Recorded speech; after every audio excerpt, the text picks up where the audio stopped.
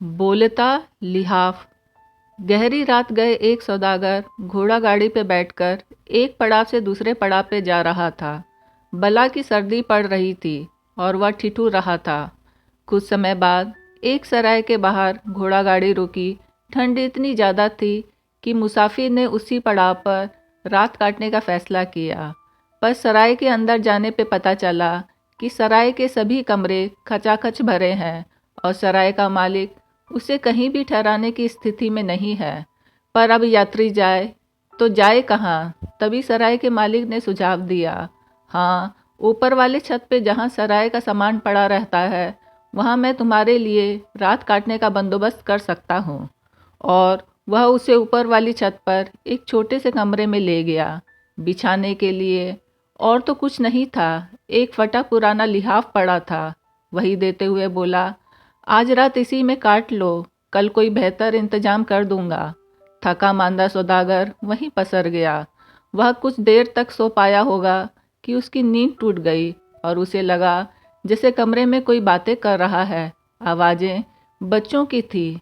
एक बच्चा दूसरे से कह रहा था, भैया क्या आपको बहुत ठंड लग रही है? कुछ देर बाद उसके उत्तर में दूसरा बच्चा कहता है, क्या तुम्हें भी बहुत ठंड लग रही है?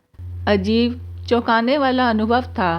पहले तो सौदागर ने सोचा बाहर कहीं से आवाज़ें आई होंगी और फिर से अपने को ढांप कर सोने की चेष्टा करने लगा। पर कुछ ही देर बाद फिर से वही दो बच्चों की आवाज़ें सुनाई पड़ने लगी। भैया क्या आपको बहुत ठंड लग रही है? और तुम्हें भी बहुत ठंड लग रही है? दो तीन बार जब ऐसा अनुभव हुआ तो सौदागर उठ बैठा और ध्यान से सुनने की कोशिश करने लगा। आवाज़ें उसी के लिहाफ में से आ रही थी जो वह ओढ़े हुए था। उसके बाद वह मुसाफिर सो नहीं पाया। जब नींद गहराने लगती तो बच्चों की आवाज़ें जगा देती। वह परेशान हो उठा, पर करे तो क्या करे? सौदागर को इस बात का भी डर लगने लगा था कि सराय के मालिक ने कहीं जादुई ओढ़नी उसे जानबूझ के ना दे दी हो। उसने रात बड़ी परेशानी से काटी। दूसरे दिन प्रातः वह बौखलाया हुआ सराय के मालिक के पास गया। तुमने मेरे साथ धोखा किया, ऐसा लिहाफ मुझे दिया, मैं रात भर सो नहीं पाया, रात भर जागता रहा। और उसने अपना अनुभव कह सुनाया।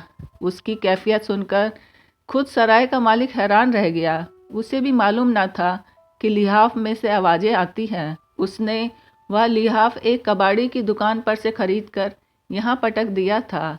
उस रोज़ बहुत बोलने झगड़ने के बाद सौदागर ने तो अपनी राह ली और अगले पड़ाव की ओर निकल गया। पर सराय के मालिक ने यह जानने के लिए कि बोलता लिहाफ उसके पास कैसे पहुंच गया, वह उसी दोपहर लिहाफ उठाए उस कबाड़ी की दुकान पर जा पहुंचा। यह कैसा लिहाफ तुमने मेरे मत्थे मर दिया? इसे ओढ़कर तो कोई सो ही नहीं सकता, इसमें से आवाज़ें आती हैं। कबाड़ी लिहाफ का भेद जानता था।